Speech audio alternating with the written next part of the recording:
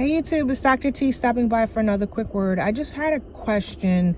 How do you guys feel about attorneys on retainer and carry insurance? I know there's been a lot of stories about NRA, people who subscribe to the NRA or people who have USCCA, and then they get into a situation where they had to defend themselves with their firearm, and then all of a sudden there's no coverage for them as far as a lawyer is concerned when they're in a bind.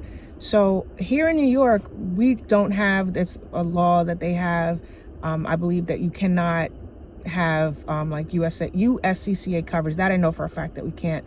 And I know that I've heard stories about the NRA not covering incidents where people had to discharge their firearms. So in that event, like, what do you do?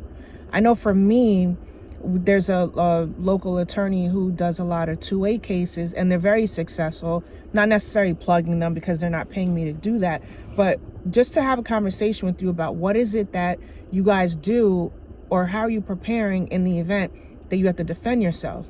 I was watching a story the other day, and this lady was saying that it cost her about $500,000 to have representation in a self-defense situation, and she didn't have that money. They ended up locking her up, and the attorney that she had, they posted the bail for her, and the case played out in court, and it was eventually dismissed because it was self-defense. But are you guys prepared to, have that conversation? What is it that you're going to do in the event that you have a situation where you have to defend yourself and you have to, go to court? Like, what do you do? So I know a lot of the times they say, the first thing is, cooperate with the police, but don't give them too much information. Don't say anything. But what are you going to do if you do not have proper representation? If you can't say, hey, at this time I choose not to talk, I want to call my attorney. What are you going to do if you don't have that put in place? So I just wanted to, have a brief conversation with you.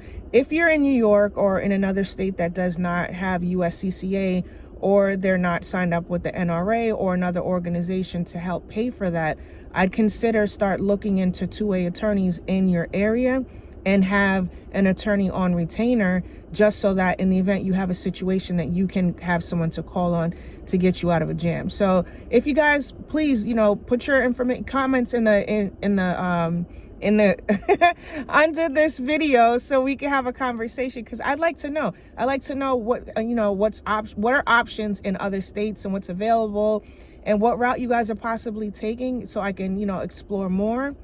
I think it's important that we know what to do in the event of a situation like that, and that we're not stuck, because nobody wants to be in jail not being able to get bail or post bond because the amount that they need in order to release you is really, really high, and you can't afford it, even if you are not in the wrong. So, drop the comments below. Please tell me what you think is a good thing to have in order to protect ourselves with this, 2A situation that may come up where we have to defend ourselves, just so we can, plan better.